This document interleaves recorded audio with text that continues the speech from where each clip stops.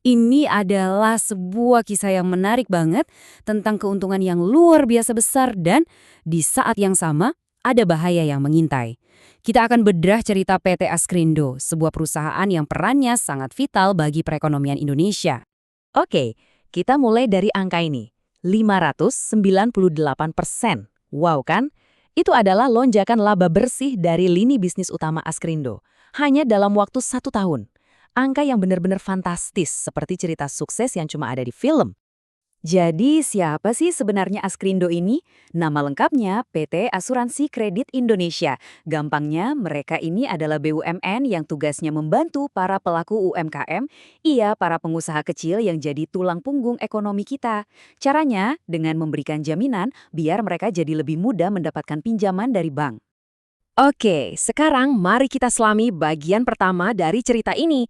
Kita lihat dulu kisah suksesnya Askrindo, yang kalau dilihat dari luar kelihatannya sempurna banget.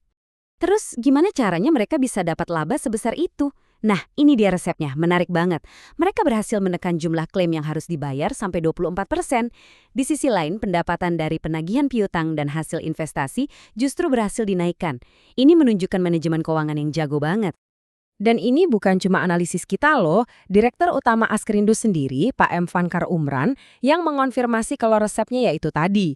Jadi, kesannya ini adalah cerita tentang manajemen yang cerdas dan operasional yang sangat efisien. Kesuksesan ini juga diakui oleh pihak luar.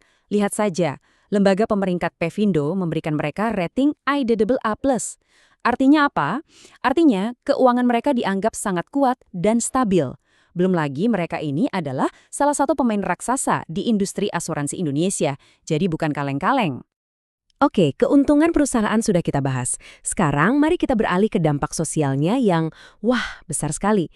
Disinilah kita bisa benar-benar melihat betapa pentingnya peran Askrindo sebagai pilar ekonomi nasional. Nah, kunci dari semua ini adalah sebuah program yang bernama KUR atau Kredit Usaha Rakyat. Gampangnya begini, kalau ada UMKM yang bisnisnya bagus tapi tidak punya jaminan yang cukup untuk pinjam ke bank, disitulah Askrindo masuk sebagai penjamin. Mereka ini bisa dibilang jembatan yang sangat vital bagi jutaan pengusaha. Lalu, seberapa besar dampaknya? Coba kita biarkan angka-angkanya yang bicara.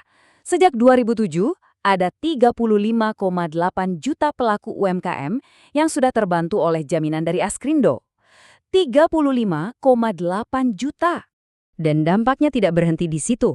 Dari usaha-usaha tersebut, terciptalah 61,8 juta lapangan pekerjaan di seluruh Indonesia. Efek dominonya sungguh luar biasa.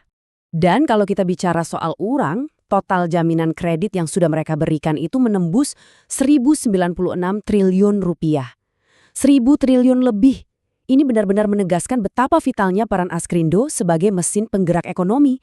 Tapi di balik semua angka yang tampak hebat ini, ternyata ada cerita lain yang mulai terungkap. Sekarang mari kita balik medalinya dan lihat sisi yang satunya.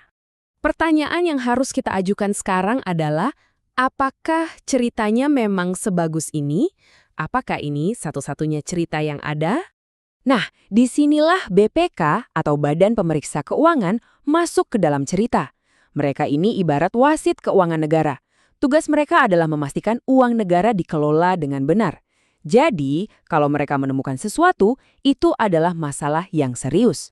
Dan BPK menemukan sesuatu yang sangat kontras dengan cerita sukses tadi. Di saat labanya meroket, audit mereka justru menunjukkan adanya potensi kerugian negara hingga 448,2 miliar rupiah. Dan ini baru dari satu area saja, yaitu pengelolaan jaminan QR. Dan ternyata bukan hanya soal QR, BPK juga menemukan banyak hal lain. Ada dugaan pemborosan dan kelebihan bayar untuk proyek-proyek IT, lalu ada biaya akuisisi yang katanya melampaui batas wajar. Semuanya terangkum di sini. Ini bukan cuma soal salah hitung di sana-sini ya. Temuan BPK ini menunjukkan adanya sebuah pola. Ada kesepakatan bisnis yang bisa merugikan, pembayaran proyek yang tidak sesuai kontrak, hingga kelemahan di proses-proses penting seperti manajemen klaim dan investasi. Ini mengindikasikan adanya masalah tata kelola yang lebih dalam. Nah, jadi sekarang kita punya dua cerita yang sangat bertolak belakang kan? Di satu sisi ada kisah sukses yang luar biasa. Di sisi lain ada laporan audit yang membuat khawatir. Askrindo sekarang benar-benar berada di persimpangan jalan. Intinya, Askrindo ini menjadi seperti sebuah paradoks. Mereka adalah mesin ekonomi yang sangat penting bagi negara, tapi di saat yang sama, mereka punya pekerjaan rumah besar soal tata kelola internal yang harus dibereskan demi masa depan mereka sendiri. Tapi untungnya ceritanya tidak berhenti di situ. Sepertinya Askrindo sadar akan adanya masalah dan mulai berbenah. Sejak 2019, mereka sudah memulai transformasi digital untuk modernisasi sistem. Lalu di tahun 2020, mereka bergabung dengan holding BUMN, IFJ, sehingga pengawasannya menjadi lebih ketat.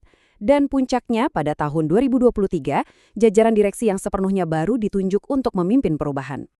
Dan dorongan untuk berubah ini juga datang dari atas. Perusahaan induk mereka, IFG, sudah menyatakan secara terbuka bahwa mereka sangat berharap jajaran direksi yang baru ini bisa memperbaiki kinerja dan melanjutkan proses transformasi. Ini adalah sinyal yang jelas bahwa cara-cara lama sudah tidak bisa diterima lagi. Hal ini membawa kita pada pertanyaan besar di akhir. Dengan peran yang begitu penting bagi jutaan UMKM dan perekonomian kita secara keseluruhan, apakah perbaikan dari dalam ini akan cukup kuat untuk menambal retakan di fondasi Askrindo? Ya, hanya waktu yang bisa menjawabnya.